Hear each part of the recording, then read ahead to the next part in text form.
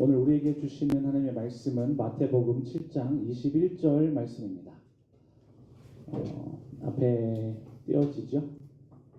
네, 우리 함께 한 목소리로 읽도록 하겠습니다. 시작. 나더러 주여 주여 자는 하늘에 계신 내 아버지의 뜻대로 행하는 자라야 들어가리라. 아멘.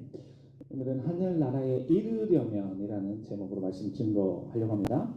오늘 본문 굉장히 좀 유명하죠. 좀 한 번쯤은 들어본 본문이잖아요, 그죠? 우리 지난 시간에 예수님께서 세례 요한의 바통을 이어받았다고 제가 말씀을 드렸어요. 그래서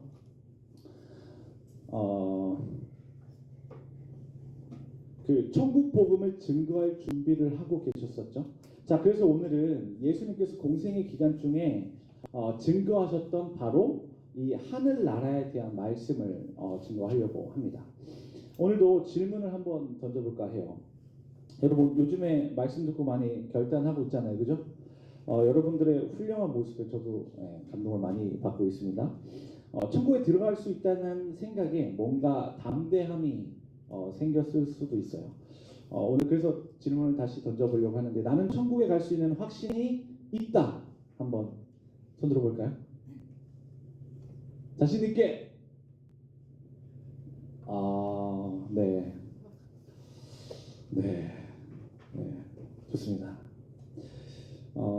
바라는 건 날이 갈수록 이 구원에 대한 확신이 늘어날 수 있기를 주님의 이름 축복합니다. 에베소서 2장 5절과 6절에서는 뭐라고 기록하냐면요, 허물로 죽은 우리를 그리스도와 함께 살리셨고 또 함께 일으키사 그리스도 예수 안에서 함께 하늘에 앉히시니 라고 말씀하거든요. 자, 근데 여기에서 예수 안에서 함께 하늘에 앉히셨다라는 이 말은요, 헬라 원어로 과거형을 썼어요. 부정과거라고 하는 과거형을 쓴 거예요. 그러니까 완료를 친 거예요. 이미 과거에 우리를 하늘 보좌에 앉히셨다라고 하는 그것으로 이미 성경은 인정하고 있다는 거예요. 자, 그러니까 예수 그리스도를 믿게 된 순간 이미 하늘 보좌를 부여받았다라는 의미예요. 자, 그러니까 천국에 들어갈 수 있다라는 거죠. 성경은 예수님을 믿으면. 자, 중요한 것은 저와 여러분의 믿음을 이 땅 가운데서 잘 지켜내는 것입니다. 그래서 조금 전에 이렇게 질문 드렸던 나는 천국에 들어갈 수 있는 확신이 있습니다라는 이런 고백은요, 사실은 천국에 들어가게 해주시는 분은 하나님이시잖아요. 재판장이 하나님이시니까.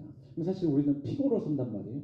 그러면 우리의 확신과는 사실은 상관없다고 얘기할지도 모르겠어요. 그런데 이건 하나의 관계성인 거예요. 성령께서 우리 안에서 보증을 해주시는 것에 대한 믿음의 확신으로 우리는 나아간다는 의미죠.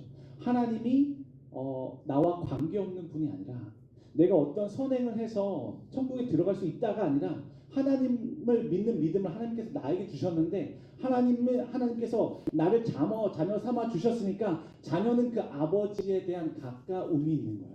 그래서 그 가까움, 하나님과 연합할 수 있는 그 믿음 가지고 나는 확신으로 대답을 해 나가는 거죠.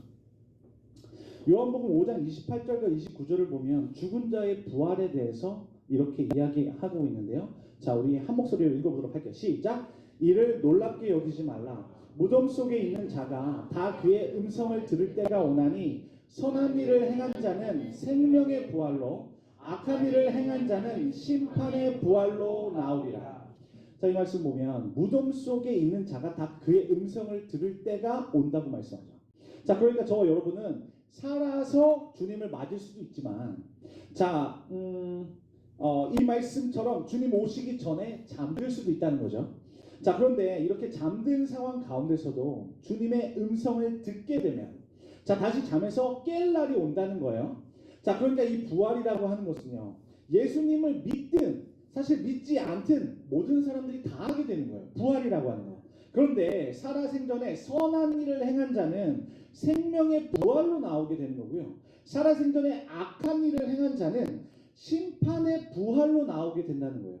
자, 다시 말하면 모든 사람은 다 부활하게 될 것인데, 자, 살면서 선한 일을 행한 자는 부활하면서 천국으로 가게 될 거지만, 살면서 악한 일을 행한 자는 부활하면서 지옥으로 가게 된다는 거죠. 자, 그렇다면 저와 여러분이 천국에 가기 위해서는 이 선한 일을 행했다고 하는 것이 무엇인지를 알아야 될 거예요. 그죠? 자, 여기에서 선을 행했다고 하는 것은요, 단순히 살면서 착한 일을 했다는 그런 의미가 아닌 거예요. 자, 그게 아니라 하나님의 은혜로 구원을 받아서 그 결과로 선한 열매를 맺게 되었다는 거예요.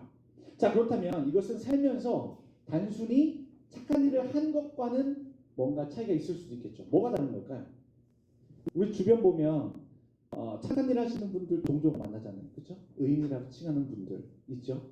그리고 봤을 때 그렇죠. 마음에 감동이 있을 만큼 착한 일을 하시는 분들도 있어요. 자, 그럼 이분들은 나중에 천국과 지옥 중에 어디를 가게 될까요? 재밌는 질문이죠.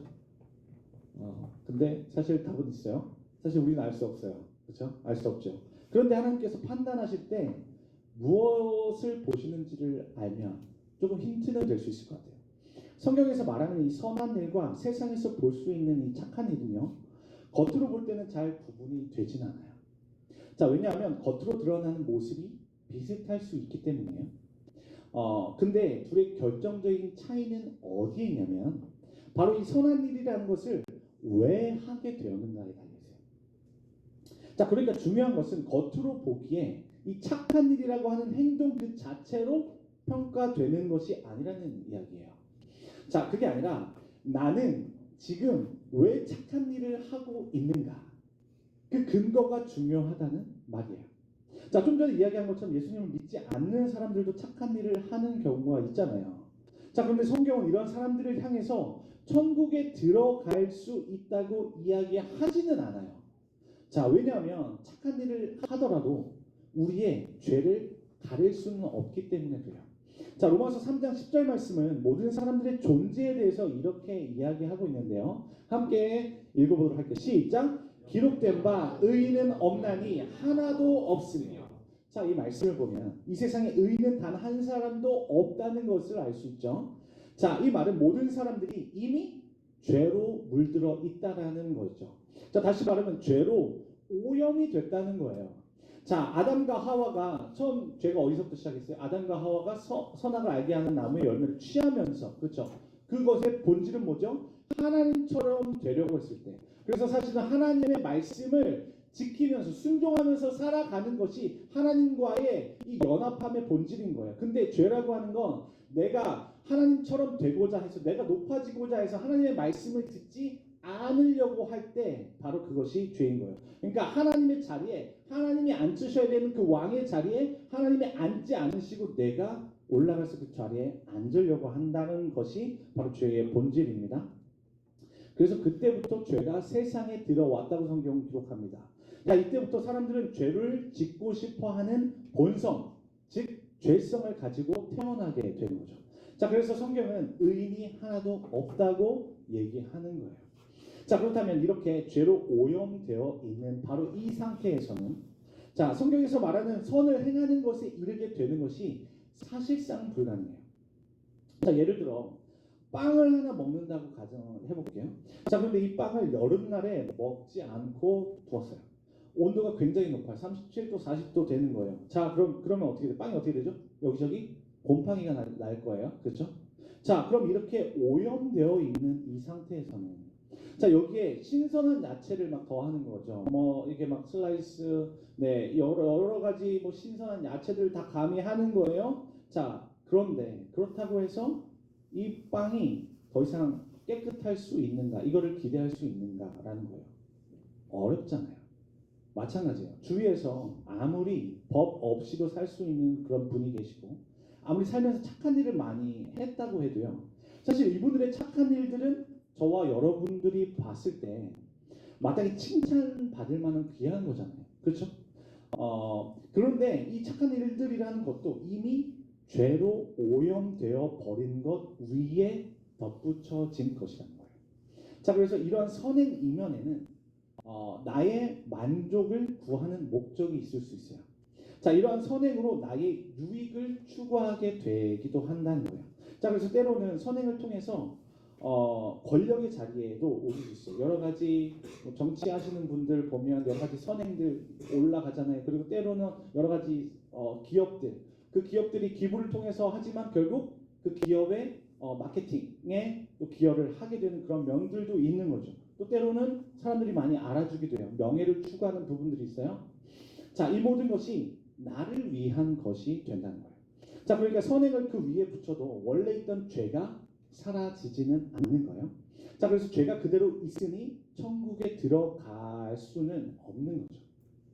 자, 그렇다면 구원받은 이들은 선행을 할 때 어떠한 모습이 나타나게 될까요?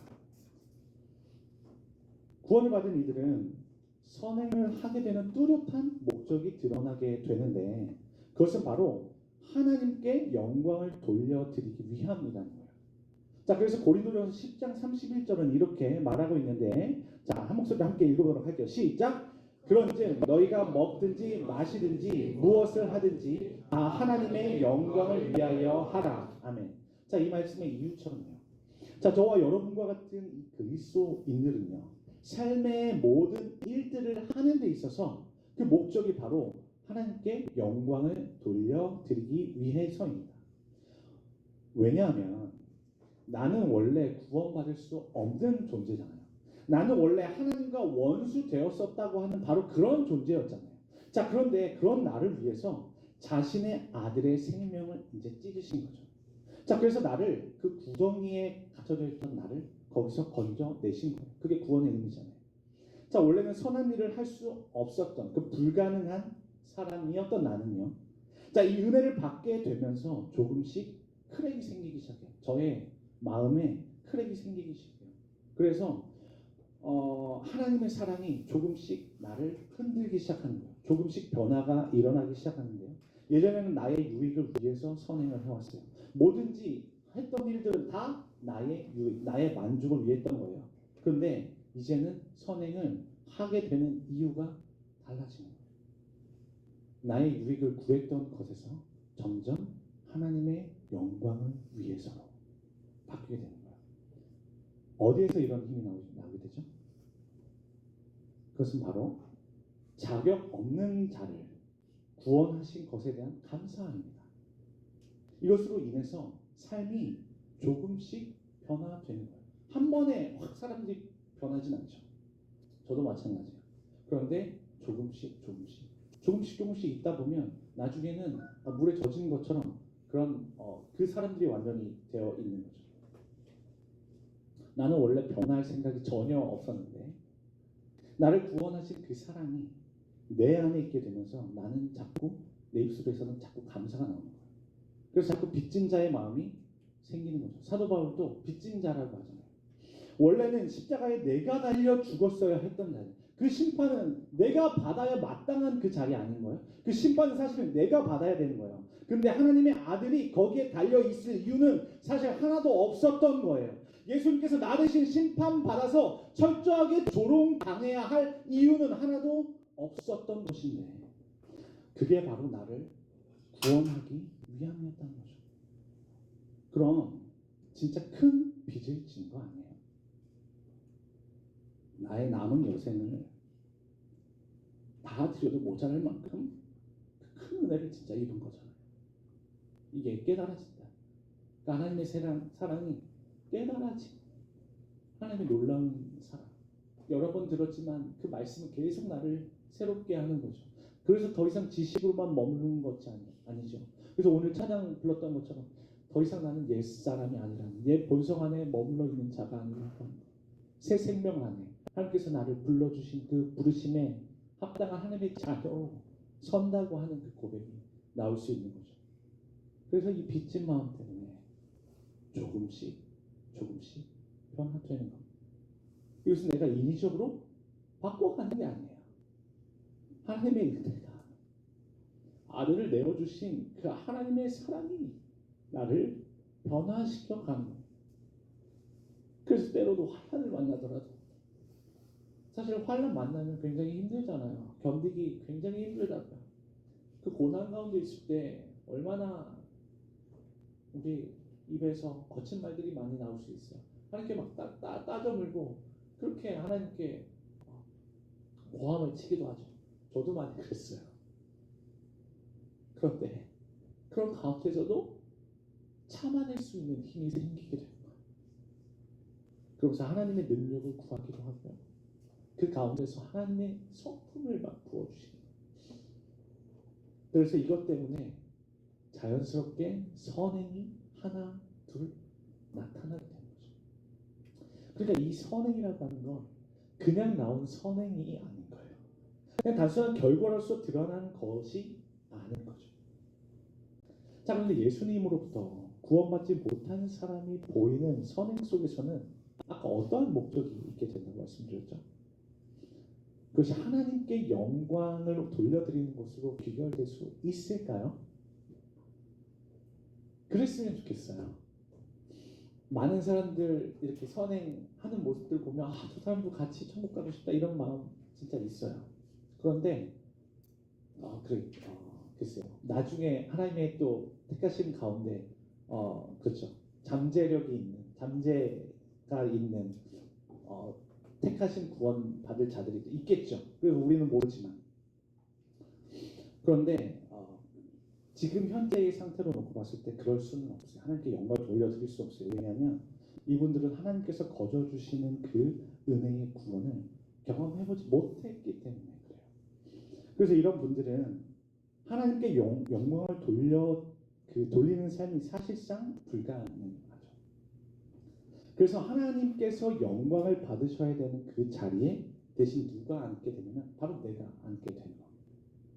성경은 아까 말씀드렸죠. 왕의 자리에 왕이 앉지 않고 내가 앉아 있는 것을 가리켜 죄라고 합니다. 그래서 왕자에 내가 앉아 있으니까 왕의 뜻에 따라서 행하지 않게 되겠죠.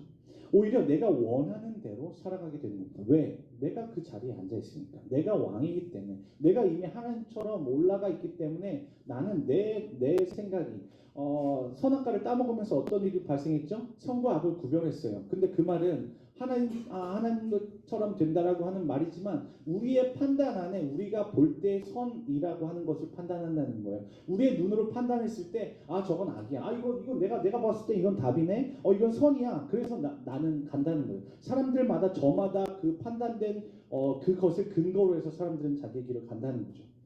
근데 거기에 왕의 뜻은 없는 거예요. 하나님께서 원하시는 그 뜻은 거기에 없는 겁니다. 내 눈이 바라봤을 때 좋게 보이는 것을 쫓아가게 되는 거죠. 그러므로 여기엔 죄 용서 받은 자가 거치게 되는 삶의 변화는 없는 거죠. 그러므로 죄로 오염되어 있는 상황에서는 아무리 선행을 쌓는다 해도 이렇게 오염되어 있던 죄가 없어지는 것은 아닌 겁니다. 이 말은요, 이렇게 죄가 있는 상태에서는 아무리 선행으로 공적을 쌓는다 해도 결코 구원에 이를 수는 없다는 거예요. 구원을 받을 수 있는 길은 오직 하나이죠. 바로 예수 그리스도를 믿는 것입니다. 아멘? 자, 이 말은요, 예수님 없이 우리의 자의적인 노력으로 아무리 선행을 쌓는다 해도 결코 구원에 이를 수 없다는 말이죠. 자, 그러므로 외모를 보시지 않고 우리의 중심을 보시는 그 하나님께서 이 모든 것을 아시고 판결을 내리시는 겁니다. 생명의 부활로 나아가게 할지 아니면 심판의 부활로 나아가게 할지를 말입니다. 이것을 염두에 두고 오늘 본문 말씀을 다시 한번 볼 거예요. 자, 띄워주시면 한 목소리 읽어보도록 할게요. 시작. 나더러 주여 주여 하는 자마다 다 천국에 들어갈 것이 아니요 다만 하늘에 계신 내 아버지의 뜻대로 행하는 자라야 들어가리라. 자, 어떠세요? 자, 앞에 이 말씀들을 듣고 나서 이 본문을 보니까 이제 좀 느낌이 어느 정도 좀 오죠.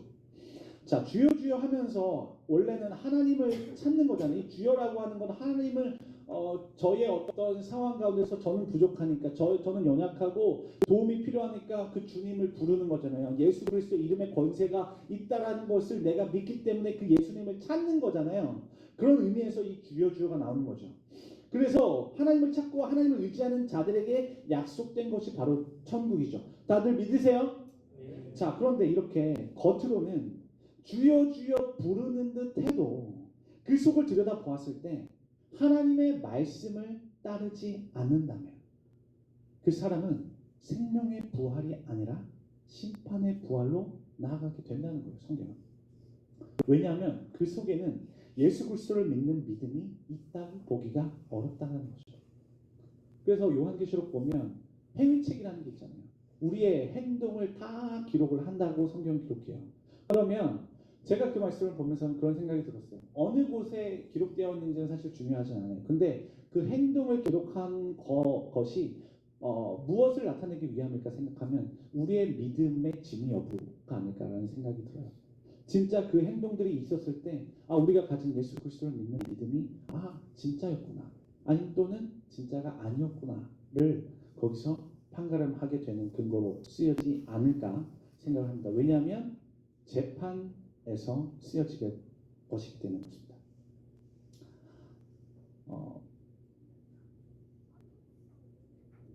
믿음이 있는 자는요, 이미 천국을 상속받은 것을 믿잖아요. 그렇죠? 아까 에베소서의 말씀처럼 이미 하늘 보좌에 앉히었다고 하는 것을 자신은 믿는 거예요. 그래서 그 믿음이 있는 행동들이 따라오게 되겠죠. 그러니까 자연스럽게 순종이 있게 되겠죠. 하나님과 연합이다라고 하는 게 하나님의 말씀을 듣지 않는다라는 것 자체가 불가한 거잖아요. 한 가정을 이루었을 때 자녀된 자녀의 입장에서는 부모의 말씀을 사실 듣지 않는다라고 하는 건요, 부모와 자녀의 관계가 온전했다고 사실 볼 수 없죠. 그래서 믿음이 있는 자들은 이 믿음으로 말미암아 하나님의 말씀에 반응하도록 되어 있습니다. 그런데 여기서 주여 주여 하는 무리라고 하는 것은 바로 외형적으로만 종교 행위를 했던 이 미선자들을 말하는 거예요. 자, 때로는 선지자 행세도 있어요. 자, 그리고 주님의 이름으로 귀신도 내쫓는 거예요. 자, 그러면서 권능을 막 행하기 시작한 거죠, 이들이. 자, 그러니까 외부에서 보면 어때요? 이들 굉장히 살아있다 느껴지지 않겠어요? 이들은 신앙적으로 굉장히 훌륭하게 보였을 거예요. 자, 우와, 이 정도 능력을 발휘할 정도면 천국에 들어가는 거 그냥 들어가게 되지 않을까? 라고 생각할지도 모르겠어요. 자, 그러나 이 사람들의 중심을 보면, 그러니까 겉으로 봤을 때는 우리의 시선으로 바라보게 됐을 때는 그런 생각이 있지만 하나님은 우리의 외모를 보지 않으시고 우리의 중심을 보시니까 그 사람들의 중심을 들여본다면 이들은 하나님과의 관계가 맺어져 있지 않은 자들이었다는 거예요. 자, 왜냐하면 관계가 맺어져 있다는 것은요, 서로가 서로에게 해주는 말을 잘 들어주는 관계, 경청이 있다는 거예요. 그러니까 존중해 주는 것을 전제로 하고 있어요. 자, 그런데 이들은 하나님의 말씀을 듣고도 실행하지 않잖아요. 하나님께서 부탁하신 말씀이 있는데 내가 이 말을 부탁을 하니까 너희는 이 말을 따라주는 것으로 나를 사랑하는 거야 라고 성경 기록하는 거잖아요. 근데 이 말을 따라주지 않는다라는 건 그 부탁을 한 주체를 존중하지 않는다라는 의미죠. 그리고 성경의 입장대로 그분을 사랑하지 않는다라는 것이 되는 거죠. 다시 말하면 하나님의 말씀을 존중하지 않는 겁니다. 자, 그러므로 하나님의 통치가 그들에게 작용되고 있다고 보기가 어려워요. 자, 그래서 아무리 겉으로는 능력을 발휘하고 주의 이름을 부른다 해도 자, 그 안에 하나님 아버지의 뜻을 따르고자 하는 이 순종이 없기 때문에 하나님의 말씀은 그들 안에 있을 곳이 없는 거예요. 하나님의 말씀이 우리 안에 있는다는 건, 예수 그리스도로 옷 입는다라고 하는 건요, 하나님의 말씀을 지켜 행하는 것이 있어서 하나님과 우리가 연합됐다라는 뜻이에요. 근데 그 말씀을 따르지 않는다라고 하면 그 하나님의 말씀이 우리 안에 있을 곳이 없는 거죠. 하나님의 나라라고 하는 것은 지난 시간에 통치의 개념이라고 말씀을 드렸죠. 자, 이 하나님 나라라고 하는 건 그래서 순종과는 절대로 분리될 수 없는 개념인 거예요. 이 하나님 나라는. 자, 왜냐하면 왕이 다스린다고 하는 것은 백성들의 순종을 기반으로 하기 때문에 그래요. 자, 그러므로 백성들이 순종을 하지 않는 왕의 다스림이란 사실상 그 자체가 불가한 거죠. 백성이라고 하는 사람들이 왕의 사람들이 아니든지 또는 왕이 진짜 왕이 아니든지 둘 중에 하나가 되는 겁니다. 이제 말씀을 맺겠습니다. 오늘 말씀의 제목인 천국에 이르려면 예수 그리스도를 믿음으로 말미암아 구원을 받아야 됩니다. 아멘? 네. 자, 그리고 그 은혜 받은 자답게 선행으로 순종하는 삶을 살아야 합니다. 자, 이것이 바로 예수 그리스도를 왕으로 모신 백성의 참된 정체성인 거죠. 그곳이 바로 하나님의 통치가 이루어지는 하나님의 나라입니다. 자, 그런데 이건 모범 답안이죠. 아직 저와 여러분은 이 모범 답안에 조금이라도 가까이 가보려고 노력하는 상황이죠. 그래서 때로는 오늘 말씀에 등장했던 사람들의 모습처럼 주여 주여 하면서도 정작 내 삶의 자리로 돌아가고 나면 하나님의 뜻과는 정반대의 길을 가기도 합니다. 때로는 주의 이름으로 귀신이 쫓겨나는 것도 경험해본 친구도 있을 수 있어요. 저도 많이 봤거든요. 교회에서 하는 거. 때로는 기도로 병이 낫는 것을 경험해보기도 하죠. 그러나 이런 기적들은 그때만 잠깐 효험이 있을 뿐, 저와 여러분은요 여전히 성경보다는 더 고귀한 가치를 쫓아서 헤매일 때가 많아요.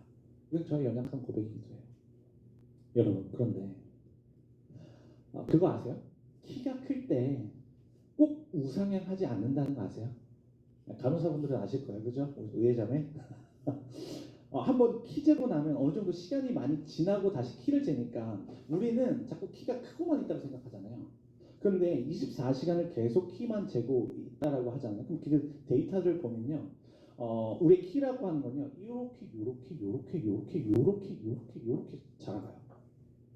그러니까 이만큼 자랐다가 다시 조금 줄었다가 다시 이만큼 자랐다가 또 조금 줄었다가를 반복하면서 우상향하는 것을 볼 수 있죠. 자, 저와 여러분의 영적인 키가 자라는 것도 이와 같은 거예요.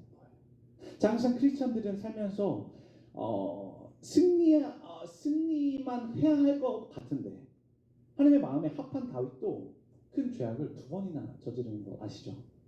엘리야는요, 갈멜산 산에서 바알과 아세라 그 선지자를 섬기는 850대 1로서 대결을 했던 거예요. 근데 그들의 제물에는 응답을 하지 않으셨어요. 근데 엘리야가 드린 제물에는 어떻게 됐죠? 거기 제물 올려놓고요, 물로 완전히 거기를 다 둘렀어요. 그 제물 위를 다 물로 엎었다고요. 그러면 사실상 그것은요, 불로써 이렇게 태워지는 건 사실상 불가능한 거예요. 사람의 인위적인 방법으로서. 근데 그 엘리야의 그 제물에 하나님이 불로써 응답하시는 거예요. 엘리야의 예배를 하나님께서 받으신 거라고요. 그래서 그 엘리야가 그들과의 수많은 그 사건 가운데서, 대결했던 사건 가운데서 쓰임을 받게 되죠. 그래서 모든 선지자들이 그 자리에서 척결이 됩니다. 자, 그러나 이러한 기적적인 하나님의 역사하심을 체험하고서도 이스라엘은 돌이키지 않아요. 자, 그래서 이스라엘로 인해서 그 낙담한 엘리야는요, 그리시네가에서 하나님 제 목숨을 좀 취해주세요 라는 연약함을 토로하기도 하죠. 자, 그런가 하면 믿음의 조상 아브라함은 또 어때요? 갈 바를 알지 못하고 이 가나안 땅 부르신 그대로 그냥 갔잖아요. 하나님이 살아계신 거, 그 가나안 땅을 주신다라고 하는 것을 믿고 갔잖아요. 근데 중간중간 이 믿음 없음으로 인해서 자신의 아내를 타인에게 내어주는 연약함을 드러내기도 하죠. 믿음 없는 모습들. 자, 이렇듯 성경은요, 믿음의 선배들의 삶 속에서 항상 승리했던 내용만을 기록하지는 않고 있습니다. 이것은 어떻게 보면 저와 여러분에게 힘을 주는 위로가 되는 말씀이기도 한 것 같아요. 저와 여러분들이 매일 부딪히면서 굴곡을 겪고 있잖아요. 그래서 때로는 많이 힘들잖아요. 사회 관계 속에서. 직장 생활 힘들어요? 어렵죠. 가장 어려운 게 뭐예요? 그냥 나는 혼자 일만 했으면 좋겠는데 사람들과 상대해야 된다라고 하는 거잖아요. 그리고 그 안에 있었을 때 많은 사람들로부터 예수님을 믿는다라고 하는 것으로 욕을 먹는 경우들도 많이 있죠. 지난번에 희석 형제가 이야기한 것처럼. 그리고 때로는 내 자신이 아직은 성숙되지 못한 모습 가운데 있어서 사실은 그런 성숙한 크리스찬의 모습은 아직은 나타나지 않는 그런 때들도 많죠.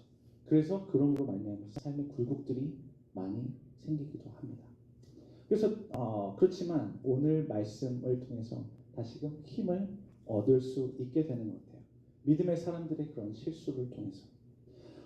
왜냐하면 키가 다시 줄어든 뒤에 다시 우리를 더 크게 하실 하나님이 계시기 때문입니다. 믿으십니까? 자, 그래서 저와 여러분 오늘도 말씀이신 예수 그리스도를 붙들면서 전진할 수 있었으면 좋겠어요. 오늘도 하나님 앞에 그래서 결단함으로 나아가기 원합니다. 그런 고백이었으면 좋겠습니다. 하나님, 아직도 하나님이 보실 때 많이 부족한 걸 저도 알아요. 자, 그래도 제 안에서 예수 그리스도를 향한 그런 믿음이 조금 더 생겨났으면 좋겠어요. 하나님, 지금은 천국에 대한 확신이 많이 없는 때이기도 한데, 그래서 그런 믿음이 연약한 그런 제 모습이기도 한데, 하나님, 이런 어떤 확신이 하나님과 가까이 있다라고 하는 것, 하나님과 친밀한 그 교제 가운데 있다라고 하는 거, 저도 좀 오늘 좀 알고 싶어요. 하나님의 말씀이 제 안에서 아직은 많이 실현되지 못하지만, 그래도 하나님 말씀 조금씩은 더 지켜내고 싶어요. 하나님을 그래서 하나님을 조금씩 그래 사랑할 수 있는 사람으로 그래도 오늘 서고 싶어요. 그래도 믿음의 한 걸음을 오늘도 내딛고 싶습니다. 이런 어떤 마음의 다짐이 있는 청년들은 오늘 그 자리에서 한번 일어나 보겠습니다.